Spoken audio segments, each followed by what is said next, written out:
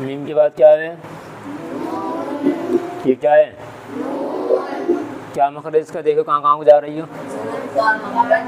यहाँ मत देखो, ये अपनी ज़बान को देखो कहाँ चल रही। ज़बान का किनारा नून, ज़बान कहाँ है? इसका किनारा कहाँ जा रहा है? नाब। ये जा रहा है दांतों के मसूड़े पे लग रहा है ऊपर, चेक करो। नून लग रहा है ना कहीं?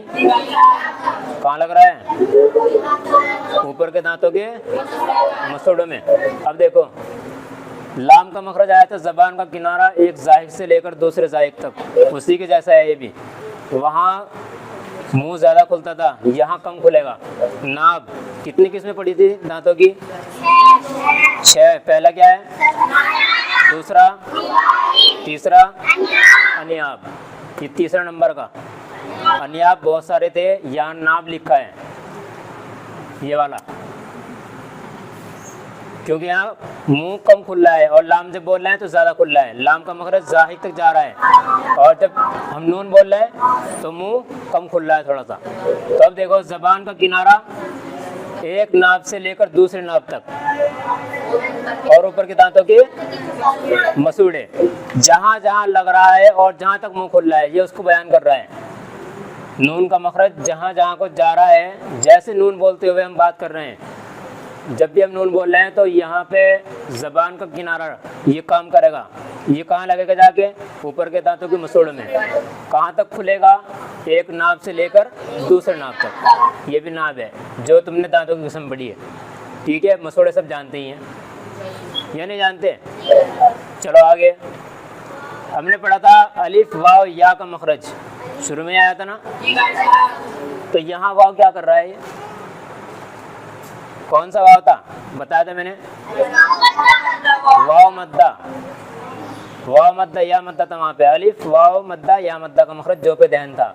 यहाँ है वाव मुतहर्रिक और वावलीन। मुतहर्रिक किसे कहते हैं? ज़बर ज़ेर पेश वाले हर्फ को मुतहर्रिक कहते हैं। वाव के ऊपर जब भी ज़बर होगा, वाव ज़बर वा, देखो इसे,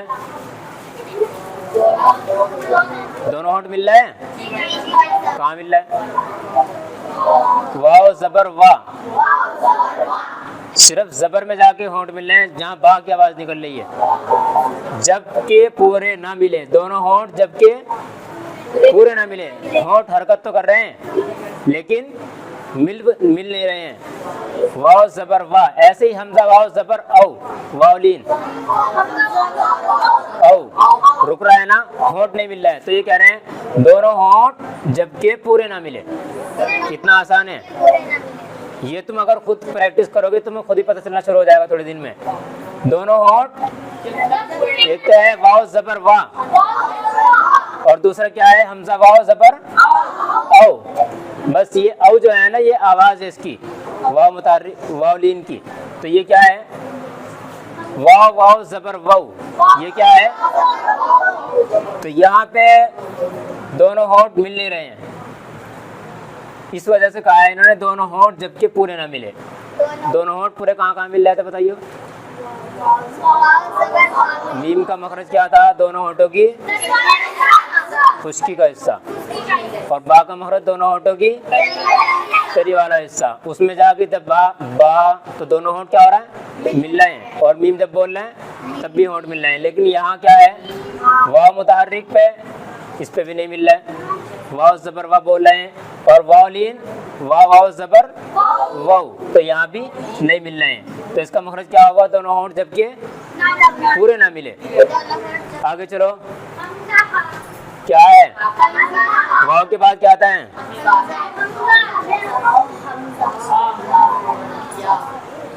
वाव के बाद क्या आता है? हाँ, ये तो यहाँ तरतीब के हिसाब से अलग लिख दिया, अलग आगे पीछे करके। लेकिन पहले हा आएगा उसके बाद हमजा आएगा। पढ़ा नहीं तुमने कायदे में? तो दोनों का मखरज एक ही है। तुम्हें याद होगा हमने हलक की कितनी किस्में करी थी? 3। नंबर 1 क्या है? ऊपर वाला हिस्सा, बीच का क्या है, और तीसरा आखिरी हिस्सा। मैंने बताया था ये बहुत कम इस्तेमाल होगा, ये सिर्फ इसी के लिए खास है। हमजा देखियो कहाँ से निकल रहा है, और जब हा, अक्साए हलक बिल्कुल जो नीचे का हिस्सा है, यानी हलक का आखिरी सीने की तरफ वाला हिस्सा। हा बोल रहा है ना, एक बड़ी हा है वो अलग है, और यहाँ छोटी हा है। हा और हमजा क्या मखरज बनेगा, अक्साए हलक। अक्साए हलक यानी आखिरी सीने की तरफ वाला हिस्सा। ये सीने की तरफ वाले तो है जब बिल्कुल नीचे जा रहे हैं, और हमजा जो हल्की आवाज से निकल रही है, ये क्या है, ये इसका मखरज है हमजा हा का। ये बस मखरज खत्म हो गए, इसके बाद या आता है, या का तुम्हारे पास ऊपर आ गया, और अलिफ से लेके या तक पूरे मखरज खत्म हो चुके हैं। अब इसके बाद कोई मखरज नहीं है, अब सिर्फ प्रैक्टिस देखी जाएगी तुम कैसे कैसे याद करके लाओगे।